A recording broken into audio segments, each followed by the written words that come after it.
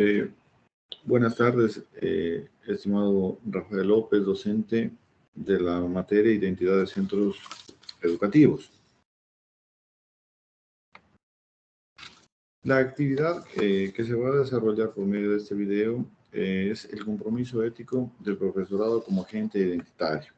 Por este medio voy a desarrollar la actividad correspondiente.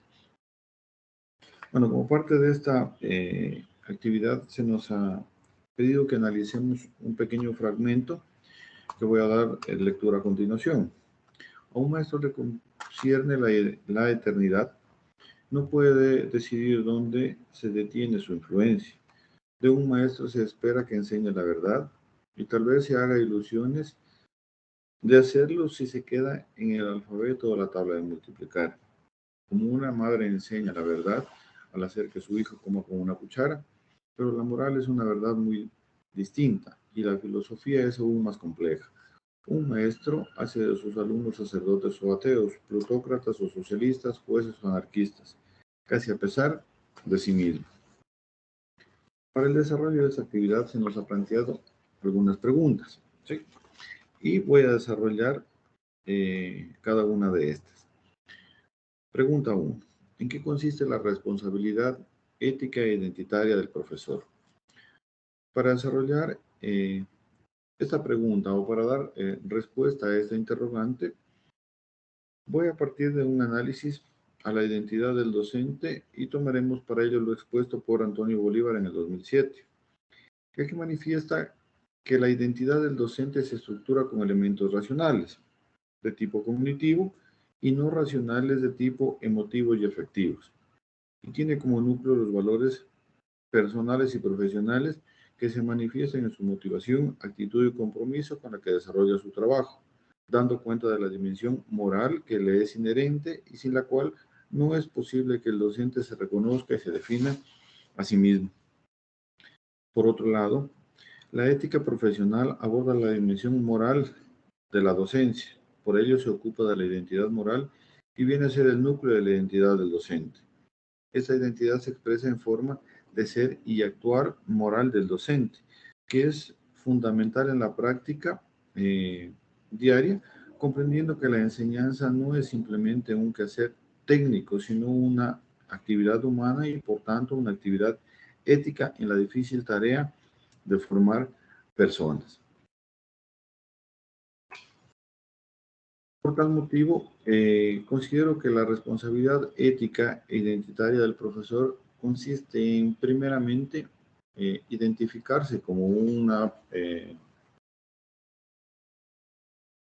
persona que nace en valores y practica esos valores para, en base a estos valores, eh, formar su propio criterio interno y en base a ello poder formar a los estudiantes de forma práctica, de forma teórica y sobre todo con ejemplo en los valores que practica. La pregunta número 2. ¿Cuáles son los límites del profesor?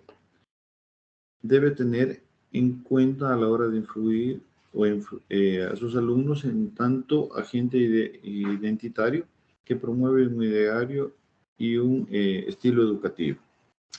Bueno, la tarea de docente se enmarca en la transmisión de conocimientos y informar en valores a sus alumnos. Esto dentro y fuera de las aulas. El profesor debe estar comprometido con su vocación y con la institución en que desarrolla su trabajo. En este sentido, compartir los principios y valores que esta institución promueve y deja claro en su ideario educativo y dar ejemplo de estos.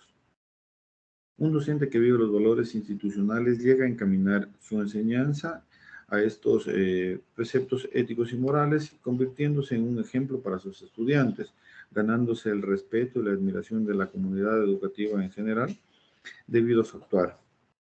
Considero que hasta cierto punto la naturaleza ética del profesor, del profesional de la docencia, no debe limitarse a la actividad educativa solamente. La moralidad y ética debe estar presente en cada aspecto de la vida de un docente para que su influencia sobre los estudiantes y sobre los padres de familia, compañeros de la institución, sea siempre positiva. ¿Hasta dónde debe llegar la influencia del docente sobre sus estudiantes? Ese es un interrogante que solamente uno como docente puede contestar, y personalmente creo que sería hasta donde la concepción propia de uno mismo como docente y de sus valores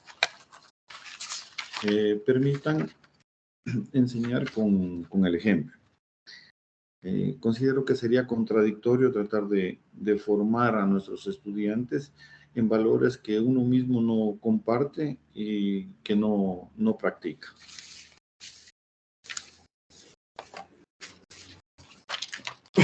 Por último, la pregunta 3.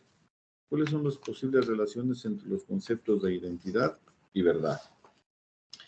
Bueno, si la identidad se define como un conjunto de rasgos o característicos que una persona o cosa tiene y le permiten distinguirse sobre otras en un conjunto, y la verdad se puede traducir como la conformidad entre lo que una persona manifiesta y lo que ha experimentado, piensa o puede llegar a sentir.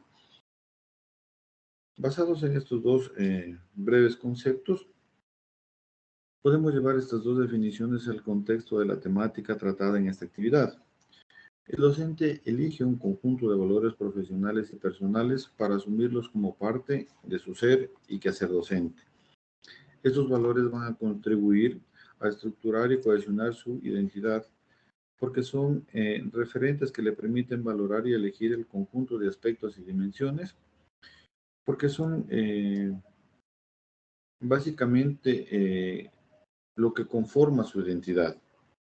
Pero para ello el docente debe basar su elección en lo que verdaderamente asume como valores propios, es decir, valores con los que coincide plenamente y de hecho vive poniéndolos en práctica durante su vida diaria, no solo su actividad docente. En tal virtud considero que los dos conceptos, identidad y verdad, son conceptos que tienen relación directa, ya que la identidad del docente como concepción propia y de la comunidad educativa en su conjunto se basa en la verdad de sus actos y se reconoce con ellos a las personas que practican y que enseñan basados en la verdad de lo que ellos mismos pueden llegar a concebir. ¿Sí? Para esta parte quiero terminar haciendo referencia a un adagio que dice que se reconoce a las personas más por sus actos que por sus nombres.